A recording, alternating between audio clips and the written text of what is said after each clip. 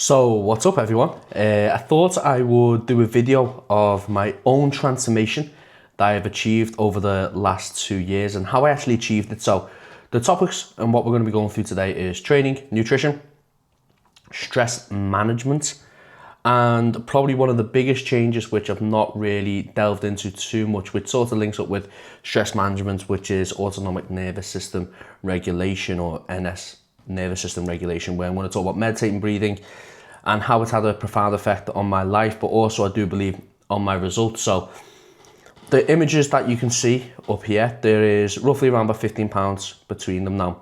15 pounds of muscle is a lot of muscle to put on in a 2-year time frame. Now, what I will say before people say, oh, it was drugs, you took loads of drugs and whatnot, I never took over a gram in the off season, which for some people might seem like a lot, but in the fact, in the way, in the bodybuilding world that we are in, for someone who's 35 and who's been doing this for a while, it's not that much. It's not that much at all. We pushed it to a gram for a short period of time, for a shortish period of time, and we never went above that.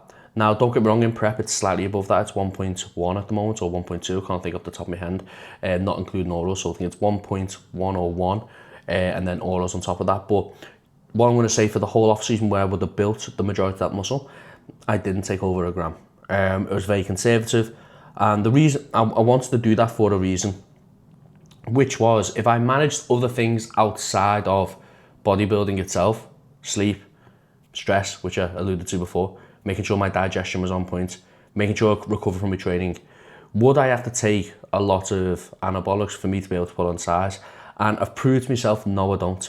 If I manage the other things, which is something I state to all of my clients, manage your stress, take control of the things that we can control, you can really go a long way within your physique development.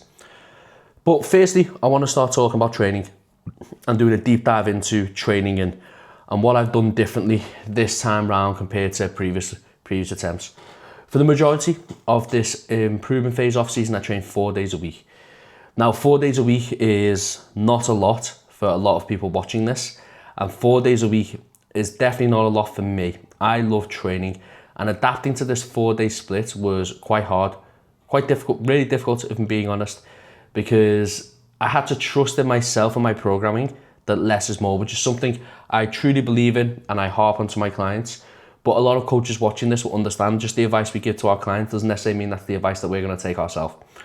And I committed to it. I made sure I prioritised the body parts I wanted to bring up, arms, hamstrings being the majority of that. And I just stuck with it, never changed it, just stuck to the torso limbs, which I've been on for around about 7 to 8 months, and I've done an upper lower variation of that split prior to that. So I've been on, let's say, out of the 2 years, a 4-day split for say 14 months of that. And then the rest of it would have been between a 5 and a 4-day split. But I will be sticking to a 4-day split going into the off-season improvement phase because it does work. It means I have more of a life outside of the bodybuilding world as well, which is another point I will allude to as well. I also use the 5 effective rep theory a lot more, and when I was teaching it to coaches, I use the 5 effective rep theory, which is then 5 reps away from failure are the ones that are the most important. Now, I've always trained like this. I've always trained to failure, but something I did do differently this time was not take many grinder reps, not take any of them 50-50s where, when I say not take, I did try a few, but really tried to change my training philosophy from them reps that just take so much out of you. And that's probably the biggest thing that I'm going to be taking moving forward into the next improvement phase. So when I go through these phases and transitions of thought process, I make sure I take notes of what worked, what didn't work, and then apply it to the next phase of my journey, essentially. And that's something I'm definitely going to take in consideration. My goal, next improvement phase, is never to deload. The only time I'm going to take a deload is when I go on holiday, or I've got family events, or something that just prevents me from training. I'm not going to actively take a deload because I'm fucked. The goal of this next improvement phase is to manage my recovery so well that I will never need to take one. And this means that I need to manage my training volume. And this has been the lowest training volume I've ever done. My sessions are about 12 to 13 sets per session. As I said, the majority of them are taken to failure or just 1 rep shy of failure. And when I say 1 rep shy of failure, I mean, if I went for the other rep, if I went for another rep, I would not be able to complete it. So it's to failure technically. So intensity is high, but normally I'll be doing a lot more work than that. Normally I'm doing 15 to 18 sets per session. So again, pulling down on the amount of workouts per week and then pulling down on the amount of sets per week was a big mental shift for myself, but it's paid off. It's paid off. My body parts that I wanted to grow have definitely grown. Other body parts have grown as well. I finally feel like my upper body is caught up to my lower body. Arms are still lagging, but that's a work in progress, and calves we just won't talk about. But that's been a really, really big shift in my training mentality, which has been less is more, which I've always known to be true, but I've done a lot less this time, and it's paid off a lot more. Onto the nutrition elements of things, I kept my protein to 1 gram per pound of body weight, or 2.2 grams per kilogram of body weight. Fats, I had anywhere sitting between 0.6 to 1 gram per kilogram of body weight, and carbohydrates made up the rest. I really focused on digestion though.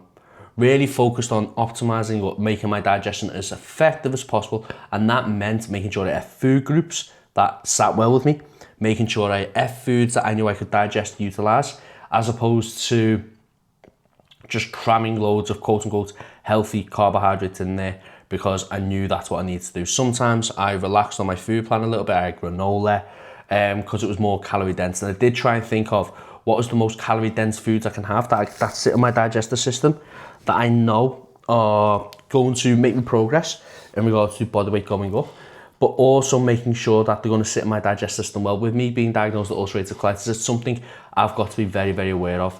But the biggest thing that comes to regulating my digestion, keep my digestion as effective as possible, was regulating my nervous system. And the big turning point for me really doubling down on this was, over these last 2 years, it's not been perfect. It really, really hasn't been perfect.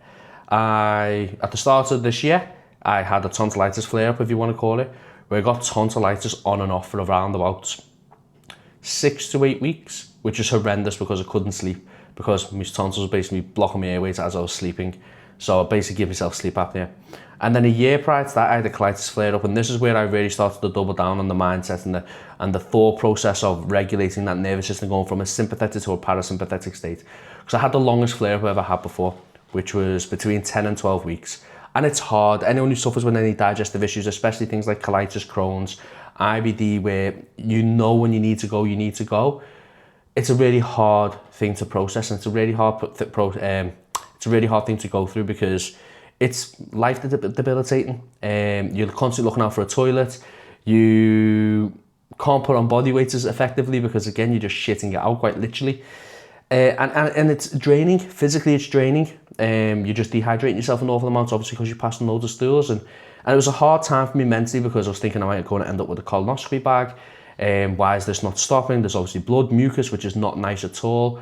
I shit myself a couple of times, which again isn't the best thing to admit on YouTube, but it's the reality of what can happen when you're going through these parts or these flare-ups. And it was hard. So over these 2 years, it's not been plain sailing either. But that was the time I was like, I need to address something here, because it wasn't my food quality. I wasn't even going through anything stressful per se, but I thought, if I want to regulate this and I want to control this the best I can, what do we know to be a big controller of the digestive system? We understand stress there to be a big controller. Now, stress can come in all forms of shapes and sizes, but me being able to manage no matter what got thrown my way was something I really, really wanted to double down on. And this is where like meditating and breathwork come into it. Because meditating and breathwork is by far the biggest game changer I've ever applied to my life.